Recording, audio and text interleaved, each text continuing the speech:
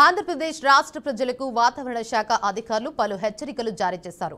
ఇప్పటికే రాష్ట్ర వ్యాప్తంగా చలి తీవ్రత పెరిగి జనాలు వణికిపోతుంటే ఇప్పుడు మరోసారి వర్షాలు పడే అవకాశం ఉందని వాతావరణ శాఖ తెలిపింది. నైరుతి బంగాళాఖాతం శ్రీలంక తీర ప్రాంతంలో అల్పపీడనం ఏర్పడినట్లు అమరావతి వాతావరణ కేంద్రం ప్రకటించింది.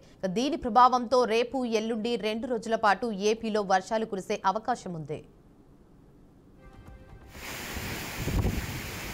ప్రత్యేకంగా దక్షిణ కోస్తా రాయలసీమ జిల్లాలో భారీ వర్షాలు కురిసే అవకాశం ఉందని హెచ్చరించింది.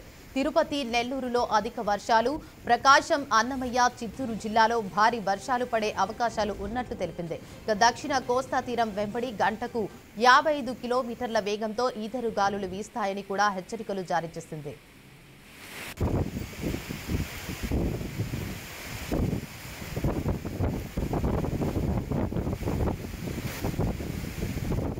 ఇలాంటి పరిస్థితుల్లో రాష్ట్రంలో కొన్ని ప్రాంతాల్లో ఉష్ణోగ్రతలు 6 డిగ్రీలకు పడిపోగా మరికొన్ని చోట్ల 35 డిగ్రీలకు పైగా వేడి నమోదవుతుంది.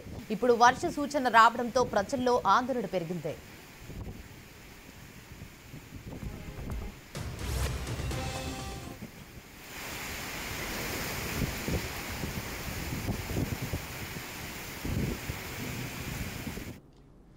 ఇదే అంశంపై మరింత సమాచారాన్ని మా అమరావతి బ్యూరో చీఫ్ నాగకిషోర్ అందిస్తారు. చెప్పండి నాగకిషోర్.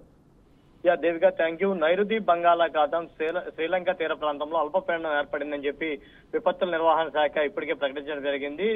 ఇది సముద్ర మట్టానికి 5.8 కిలోమీటర్ల ఎత్తు వరకు విస్తరించి ఉందని, ఇది రాగల 24 గంటల్లో పశ్చిమ వాయు దిశగా నెమ్మదిగా కదులుతూ దాని ప్రభావంతో దక్షిణ తీరం వెంబడి కూడా పెద్ద ఎత్తున గంటకు 55 కిలోమీటర్ల వరకు కూడా ఈదురుగాలు వేస్తాయని చెప్పి వాతావరణ శాఖ అలర్ట్ చేయడం జరిగింది. దీనికి సంబంధించి ఇప్పటికే రాయలసీమ, దక్షిణ కోస్తాకు భారీ వర్ష సూచనలు ప్రకటించడం జరిగింది. తిరుపతి, నెల్లూరు జిల్లాల్లో అధిక వర్షాలు, ప్రకాశం, అన్నమయ్య, చిత్తూరు జిల్లాలకు భారీ వర్షాలు ఉంటాయని చెప్పి కూడా వాతావరణ శాఖ చెప్పడం జరిగింది. దక్షిణ కోస్తా తీరం వెంబడి ప్రజలందరూ కూడా అప్రమత్తంగా ఉండాలని చెప్పి వాగులు, వంకలు ఎక్కువగా ప్రవహించే అవకాశం ఉంది కాబట్టి సరైన జాగ్రత్తలు తీసుకొని ఇప్పుడు ఈతలకు వెళ్లరాదని చెప్పి కూడా ఆదేశాలు జారీ చేయడం జరిగింది. ఇంకో పక్క మత్స్యకారులు కూడా వేటలకు వెళ్ళొద్దని చెప్పి ఎవరైనా వేటకు వెళ్ళుంటే ఇమీడియట్లీ వెనక్కి రావాలంటూ కూడా వాళ్ళకి ఆదేశాలు జారీ చేయడం జరిగింది. ఇంకో పక్క చూసుకుంటే ఏపీలో చలి తీవ్రత కూడా పెరిగింది. కొన్ని ప్రాంతాల్లో 6 డిగ్రీలుగా, కొన్ని చోట్ల 35 డిగ్రీలకు పైగా ఉష్ణోగ్రతలు నమోదవుతున్నట్లుగా కూడా వాతావరణ శాఖ ఇప్పటికీ అనౌన్స్ చేయడం జరిగింది. ప్రజలందరూ కూడా తగు జాగ్రత్తలు తీసుకొని ఏదైతే అల్పపీడనం ఏర్పడిందో దాంతో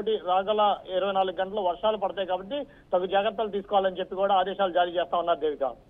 right, thank you for the update Nagakishore.